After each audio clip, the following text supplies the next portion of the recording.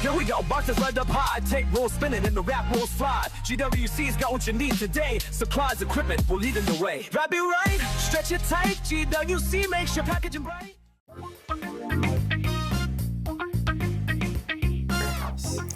Well, first of all, welcome to another episode of a GWC podcast. So today we're talking about inconsistency creating rework. When your packaging is inconsistent, it throws everything into chaos. Yes. All of your people that are in the warehouse depend on the fact that things are the way they think they're going to be. They work the way they're supposed to work. So we see that a lot where, especially when people are importing film, they don't really know what they're going to get until they get it. Right. Or you don't plan correctly and you're using a certain size box and now you have to scramble. You can't find that box. Mm-hmm. Where there's no systems in place to say, we are using X for this process or Y for that process. Right. And so you're not relying on the same products every single time. There could be Joe is ordering one product today. Right. John is ordering another product for another project. And so everyone is just scrambling saying, okay, well, this is what's available to us. Right. That's all we're going to use today. Right. And so the outcomes are going to be completely different. Yeah, it won't look the right way. It won't handle the right way. There's no uniformity. And I think that's the biggest thing that we're seeing with customers that are doing it the right way is they want the uniformity of when their goods go out to their customers, that they present the way they want them to look. Right. And when you're using inconsistent items, if you're just getting by, that's not good enough. No. Everybody always thinks about how much packaging costs. The bigger cost is having the wrong items at the wrong time instead of being prepared day in and day out for what's going to happen. Because once that shipment goes out with product A versus product B or process 1 versus process 2, that could lead to an actual return. Right, 100%. Customer experience is different this time around when they're expecting it to be, whoa, last time I got it in. That's the thing. Foam, wrapping, everything looked perfect this time.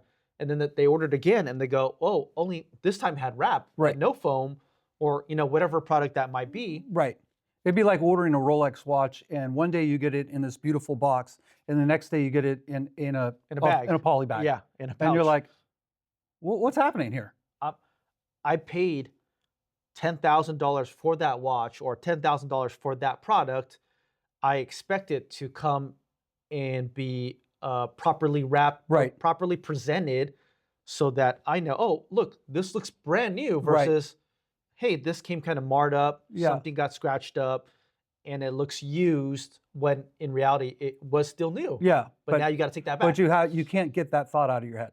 Yeah. You can't get it out. Yeah. So I think what we see with the customers that we work with day in and day out, and there's a lot of them, we are very, very focused on what their timelines are. Consistency. That they never run out of things. So we have blanket POs in place. So if you're buying corner boards from us, we'll have them the same exact corner boards you always get here ready to go for you. So when you reorder, there's no dip. It's exactly the same.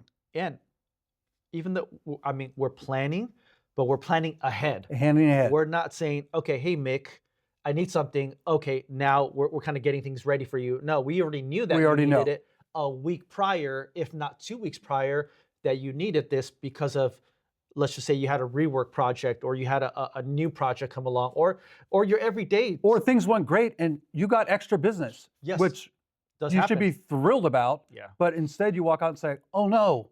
And you never want to say, oh no, when you got extra business. You should be doing a happy dance. Yeah. Yeah, so I just started working with a customer and they make custom planters, custom fencing that you would use behind the planter for the vines to grow up. Like a trellis. Like a trellis thing. They've moved everything in-house. So everything for them that is metal is powder coated.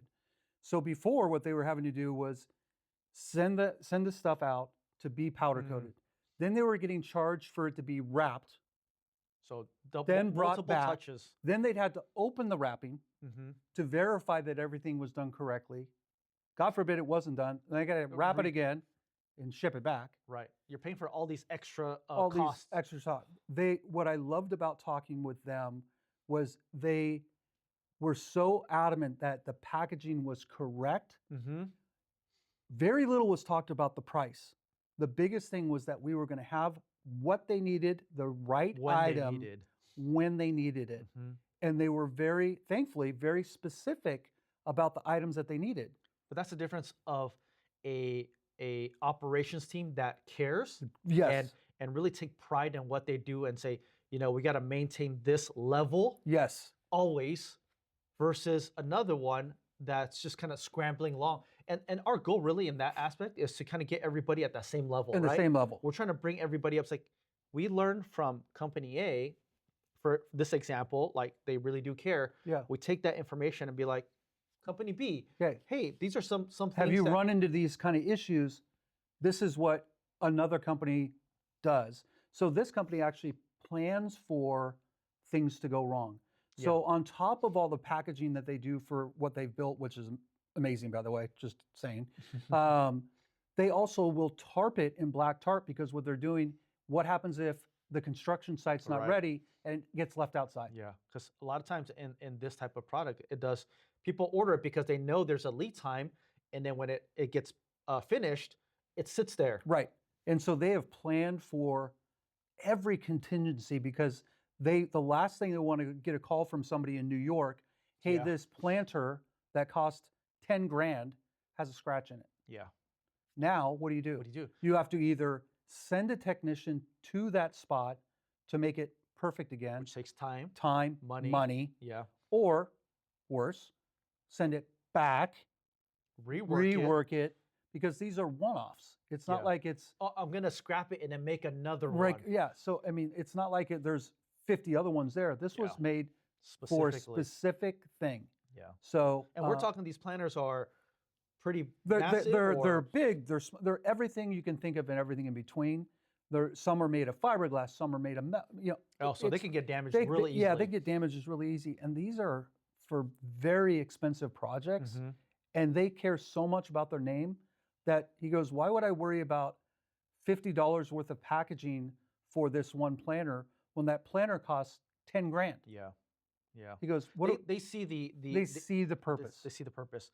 Where a lot of people, unfortunately, packaging is a necessary evil. A necessary evil. So Right. they don't want to spend the money, Right. which I completely understand. Because Right. in certain instances, yes, that packaging cost really does to eat up a lot of their margins, which It does. I understand. And some things, when you're working with food, with grocery, margins are very small. Yes. Dollars are high, but margins are very, very slow. It's a penny business. So you want to spend the least amount possible. It's got to work, but it's got let's not break the bank Yes. on that stuff. But in some instances, when we're working with manufacturers of specialty items, it matters. And this part matters where the person you work with is really important, because let's just say you're using an X product, an 80 gauge film, right? And you just continue using it, but it does take somebody else that does care to go in and say, you know what, I see you've been using 80 and that has been working. What if we kind of bring it down? Because I see that, these costs are really important to you. Right. Here's some options, right? Let me understand your flow process. Let's just say if you are bringing product to wrap it just to move it to the machine, Right. you don't need that product. Which right? we just did with a customer. Yes. They were using 80 gauge. Everything is machined wrapped before it goes out. You don't need 80 gauge. Yeah. I gave them a 26 gauge, half the price. More than half the price. More than half the price of what they're paying for. Just to hold it, to get it It's going from the one spot 100 feet to the wrapping machine. Yeah. What are we talking about? Yeah. Yeah. But if you don't know, you don't know, but we know. And we want our customers to get the benefits of our knowledge and help them save money. So even though we'll make less money, it doesn't matter. We're partners with them. And we want, if they do well, we do well. Yes. It's got to be a two-way street. Absolutely. So it's so important that if you're working with packaging people, take the time to let them work with you. And interview them. And yeah, you're basically interviewing us. And This place that I just brought on, I will be going there every single week, like I do with a lot of people.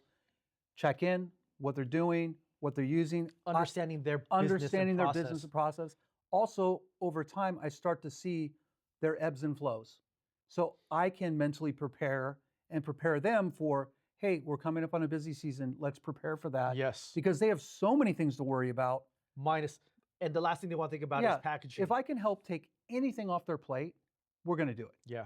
And that's what having a good partner means. Yeah. Is somebody that understands you and say, you know what, I'm here to alleviate this headache, right, in a sense, out of your mind so you can focus on your main business. And we're really assisting in saying, okay, this is what I know. Here's how I can quickly help. Right. And then resolve the problem. And it's a very...